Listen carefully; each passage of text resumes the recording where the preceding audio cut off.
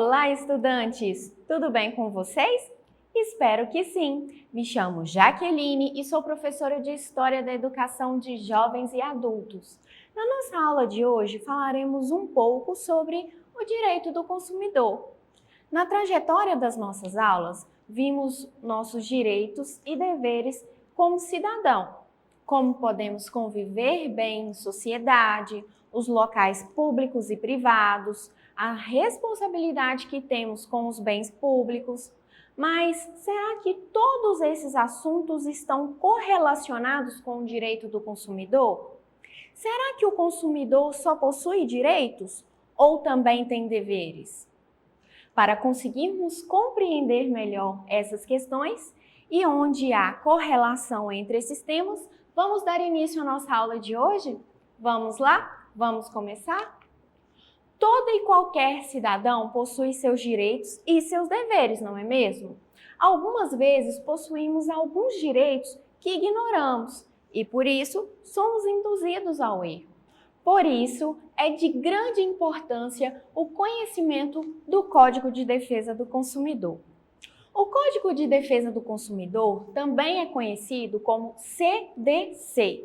Completou 30 anos de existência em 2020.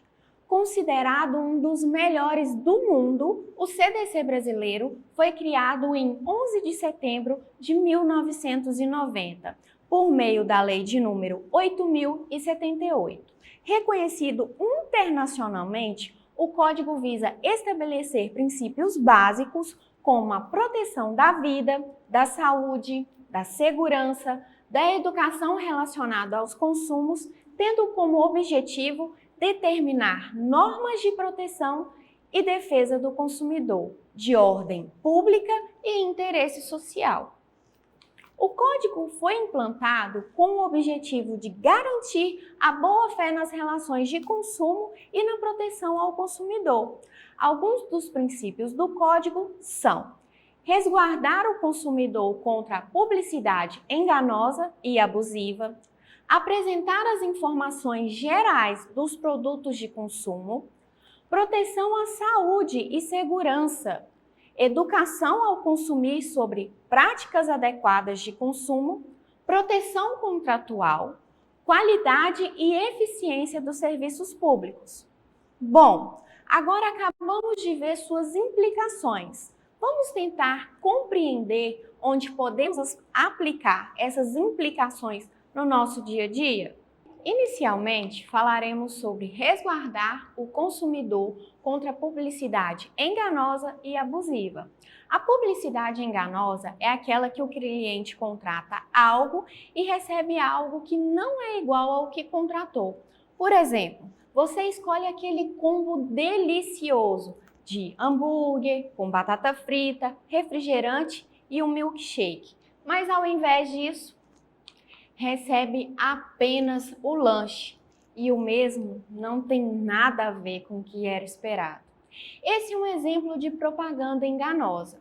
No artigo 6º do Código de Proteção e Defesa do Consumidor estão descritos os direitos norteadores da relação de consumo, informações adequadas e claras sobre diferentes produtos e serviços, com especificações corretas de quantidade, características, composição, qualidade, bem como todos os riscos que apresentam.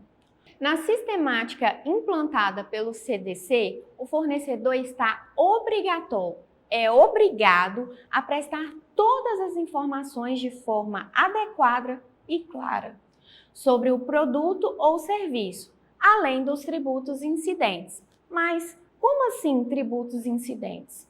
Os tributos são impostos, taxas e contribuições de melhoria. São exemplos de impostos, imposto de renda, contribuição social, IPTU, IPVA, PIS, COFINS e ICMS. Para cada tipo de serviço, um tipo diferente de imposto. Os impostos cobrados para alimentos, que foi o exemplo que citamos anteriormente, O imposto que incide é o ICMS, Imposto sobre Circulação de Mercadoria e Serviço. Compreendemos melhor a propaganda enganosa. Agora vejamos como funciona a descrição dos produtos. No artigo 6º, o CDC prevê como direito básico do consumidor a obtenção de informação adequada sobre diferentes produtos e serviços, como a especificação correta de quantidade, as características, a composição, a qualidade, os tributos incidentes, em cima do preço e, concluindo, os eventuais riscos dos produtos que ali estão vendendo. Vamos prestar atenção aqui nessa imagem que eu trouxe para vocês. Nessa imagem que temos aqui, nós temos uma imagem de um produto e aqui todas as informações que o usuário deve estar atento quanto a elas. Aqui fala qual é o tipo do produto, fala a marca do produto, fala o tipo de tomada em que o produto deve ser ligado, qual é o consumo básico de energia desse produto, como demais características. Essas informações são desse produto específico, mas o direito do consumidor prevê que todo e qualquer produto deve conter essas informações. Outro fato super importante é a contratação de serviços que podem gerar algum tipo de dúvida no usuário. Sabe aquele contrato enorme e de difícil compreensão? Geralmente aqueles contratos por adesão, que são contratos padrões para todos os usuários? Antes de assiná-los, a pessoa que está contratando, ou seja, comprando aquele determinado serviço, tem o direito de receber esclarecimento de tudo que está descrito no contrato. Vamos ver aqui essa imagem que eu trouxe para vocês? Está escrito nela: cláusulas abusivas ao consumidor são nulas. Como assim cláusulas abusivas? Igual eu falei, às vezes tem lá aquele contrato enorme de adesão em uma linguagem que você não entenda, não compreenda. Caso aquele contrato não seja todo explicado para você no ato da compra e exista nele alguma cláusula abusiva, a cláusula que é abusiva, ela fica nula. Prestemos atenção quanto a isso. Ele não perde o valor do contrato. O contrato continua vigente. A única coisa que se pode ser anulada daquele contrato são as cláusulas abusivas. Então, muito cuidado ao contratarem certos tipos de serviço. Peguem primeiro uma explicação prévia daquele serviço para não terem dor de cabeça posteriormente, A principal, a que sabe da legislação brasileira em vigor, mais precisamente o Código de Defesa do Consumidor, impôs diversas regras como forma de defender esses direitos, assim como diversas sanções para quem insiste em ignorá-los. A maioria das situações no nosso dia a dia são relacionadas ao consumo e por diversas vezes somos submetidos a alguma prática abusiva que podem lesar, em algum momento ali nós enquanto consumidores. Eu trouxe aqui para vocês 8 práticas abusivas que podem acontecer no nosso dia a dia. Essas 8 práticas que eu trouxe para vocês, nós vamos apenas pincelar sobre elas, falar rapidamente sobre elas. E posteriormente eu trouxe algumas outras práticas que nós vamos estar explicando na íntegra para vocês. Vejamos então aqui.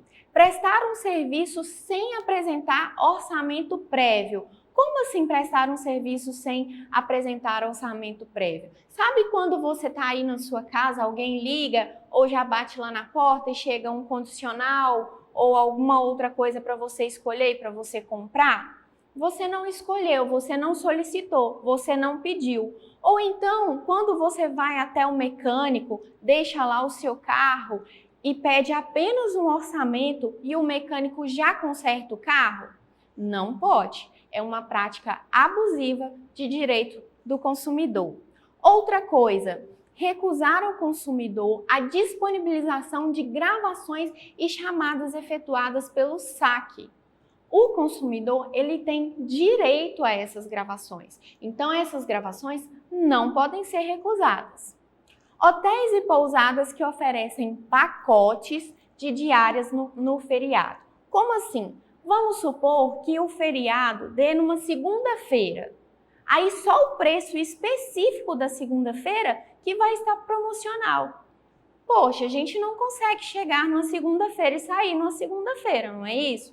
Então, eles vinculam o preço promocional apenas naquele dia. Também é uma prática abusiva. Deixar de fornecer informações de interesse do consumidor, tais como histórico escolar, registro médico, por inadimplência do consumidor. Esses serviços não podem ser suspensos para o consumidor por inadimplência. Eles têm que continuar sendo prestados. Aqui embaixo também nós vemos, restaurantes em sistema de rodízio que cobram multa quando o cliente deixa a comida no prato. Isso não pode acontecer, a não ser que seja extremamente expresso antes que você entra e consuma naquele determinado estabelecimento. Se isso não for expresso anteriormente à entrada e ao consumo, essa prática não pode acontecer. Outra prática também que vemos muito é dar o troco em balas e chicletes. O consumidor, ele não é obrigado a aceitar esse troco em balas e chicletes. Se ele quiser, tudo bem. Agora, ele não é obrigado a aceitar. Outra coisa, aumentar os preços sem motivos plausíveis. Como assim? Hoje eu fui comprar uma água mineral, um exemplo. Fui comprar uma água mineral, ela custa R$10. Amanhã eu vou comprar a mesma água mineral e ela custa R$20. Isso não pode acontecer. Isso tem que estar explicado antes e ser explícito antes. Os preços não sofrem tanta variação assim em tão curto espaço de tempo. E por fim, enviar ou entregar produtos ou serviço sem autorização do consumidor, que é muito parecido com o primeiro caso que a gente citou, né? Às vezes a gente não contratou algo e recebe, exemplo, uma revista ou uma assinatura de alguma coisa ou algum tipo de condicional, algum tipo de promoção e posteriormente eles querem cobrar por esse serviço, sendo que você não fez a contratação desse serviço. Agora que demos uma pincelada nessas 8 práticas básicas de abuso ao consumidor, vamos ver mais algumas práticas que estão relacionadas ao nosso dia a dia e que às vezes a gente não tem muito conhecimento. Nós temos a cobrança indevida. Essa com certeza deve ser uma das coisas que mais acontecem com o nosso cotidiano, no nosso dia a dia. Você recebe a fatura de uma compra e a empresa acaba cobrando um valor maior do que o devido. Essas situações geralmente são complicadas e acabam por incomodar muito quem recebe a fatura com um valor maior. Quando isso acontece, você sabia que pode exigir da empresa a devolução do valor cobrado em dobro e com correção monetária? Sim, você não só pode, como deve exigir a devolução em dobro. Um exemplo, você comprou um produto por R$800 e na fatura do cartão a cobrança veio de R$1.000 devido a um erro. Assim, você terá o direito de receber o valor excedente em dobro, ou seja, ao invés de receber os R$200 que foi o valor errado, deverá receber R$400, que é o valor em dobro. Esse valor terá ainda os seus acréscimos. Como isso acontece? Sabe lá aquela conta de telefone que você contrata pelo valor X e quando chega na sua fatura de cartão de crédito, chega com o valor Y que você não contratou, às vezes até um valor maior? Isso não pode acontecer. E além de ser ressarcido, além de terem que devolver o seu dinheiro, esse valor tem que ser devolvido em dobro. Temos também a venda casada. Você já deve ter ouvido falar ou ter passado por uma situação de venda casada. A venda casada nada mais é do que obrigar o consumidor a comprar mais algum outro produto fora o que ele deseja. Um bom exemplo disso é quando você vai a um banco e solicita um empréstimo. E com esse empréstimo, o banco quer que você contrate também um seguro. Isso é venda casada. Isso é ilegal. Você não precisa adquirir o seguro. Você pode adquirir somente o empréstimo e pronto. O banco não pode obrigar o consumidor a comprar o serviço de seguro para que tenha acesso ao empréstimo. Não caia nessa. Preste atenção. Temos também preços diferentes no mesmo produto. Isso é comum de acontecer nos supermercados.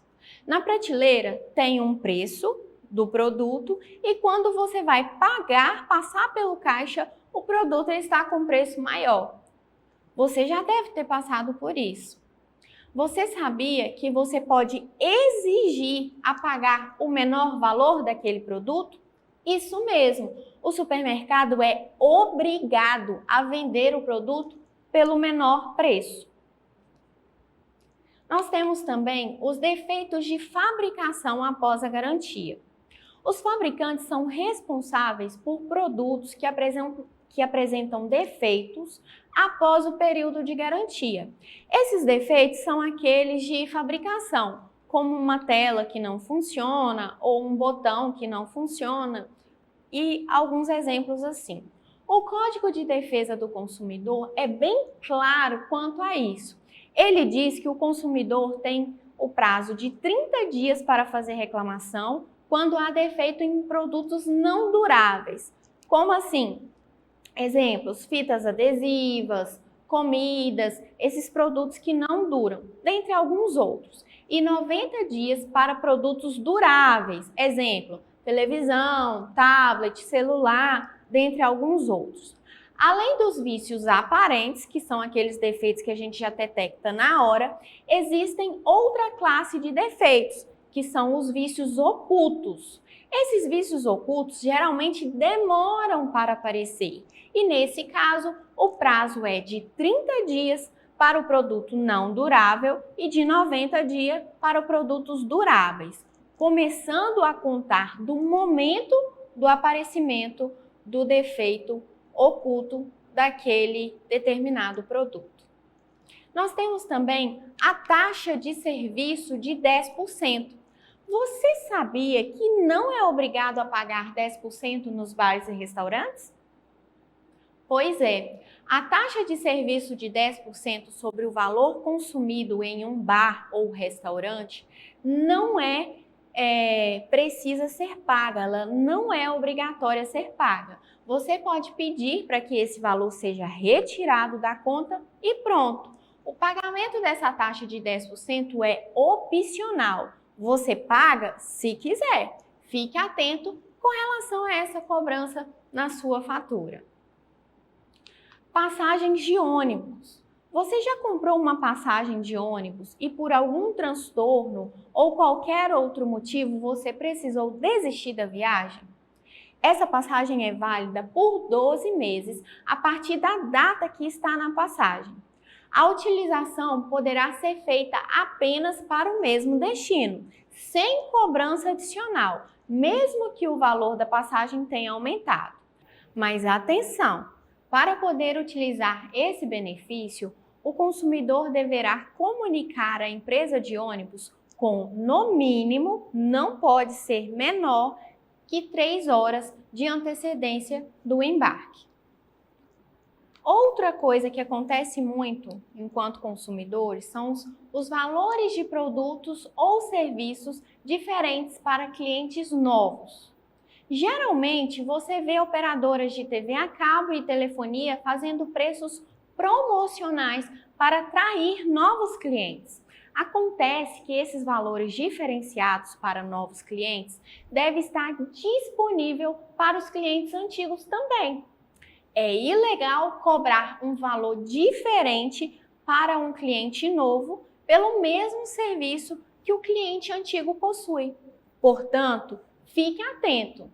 Você pode se deparar com alguma publicidade de prestadora de serviço, como telefonia ou TV a cabo, com valor diferente para atrair um novo cliente. Então, vá lá e exija o mesmo valor para o serviço que você já tem também.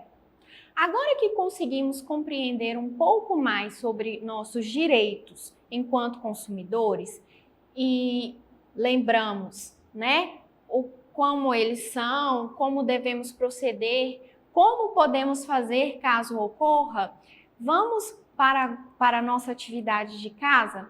Agora é com você. Em seu caderno, eu quero que você faça um breve relato sobre a importância do Código do Consumidor. Como assim um breve relato sobre a importância do Código do Consumidor? Nós vimos aqui diversos fatores e diversas coisas onde o Código do Consumidor nos ajuda, não é mesmo? Então eu quero que você faça um breve relato sobre isso no seu caderno, ok? Por hoje é só, eu vou ficando por aqui e aguardo você na próxima aula. E para acessar a plataforma SMED GV, aponte a câmera do seu celular na imagem que aparece no canto da tela. Acesse nossas redes sociais e se inscreva em nosso canal do YouTube SMED GV. Até a próxima aula!